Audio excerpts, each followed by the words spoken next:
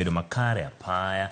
Telo mochung' ne rito ngima oganda jo Kenya piny NTSA ochako chenro mar puonjo weg nyamburko mating'o jowuoth kaka inyalo duok piny masiche mag apaya e pacho ka.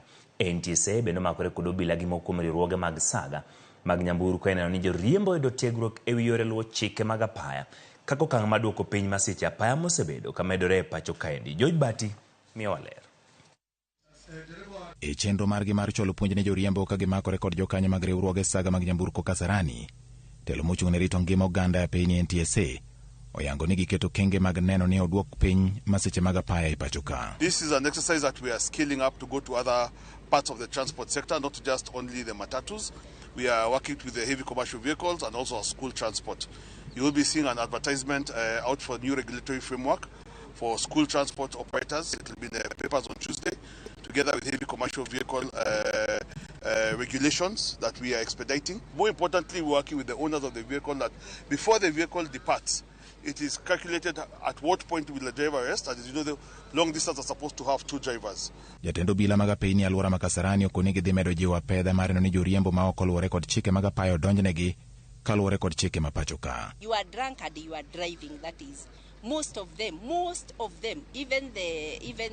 even the PSV vehicles, even the small vehicles. But what we do, we take you to court with careless driving. Chenro ma kama itayo e kinde ma nonro yango medruok mar kwan masiche mag apaya chakre ne higa ni chakre kopim kod thuolo machal kamano higa mokalo. Ripod NTSA oyango ni nyaka ne higa ni chakre nyaka tarik 1 dwe mar Ang'wen, ji maromo 1,189 osewito ngimagi e masiche mag apaya kopim kod ji 1,129 e thuolo machal kamano higa mokalo.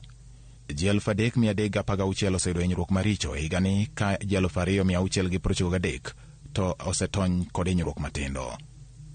Ji duto ma oseyudore masiche mag apaya nyaka ne higa ni chakre gin 7,198 kopim kod 5,290 higa mokalo. Nonro no bende oyango ni jowuoth mag tielo ema thoro wito ngimagi e masiche mag apaya ka nyaka ne higa ni chakre jowuoth tielo maromo 436 osewito ngimagi kopim kod 374 higa mokalo. Joma oting'o nyamburko 255 ngimagi oselal e masiche mag apaya higa ni kopim kod 211 higa mokalo. Kaderepe ma osewito ngimagi e masiche mag apaya to dok piny kowuok 108 higa mokalo nyaka 98 higa ni. Kwan joriemb apiko ma osewito ngimagi e masiche mag apaya bende odok piny kowuok 311 higa mokalo nyaka 276 higa ni. Magi timore e kinde ma jawach e lo piny owacho Isaac Mwaura okoni piny owacho oseketo kenge mag neno ni masiche apaya oduok piny thurka.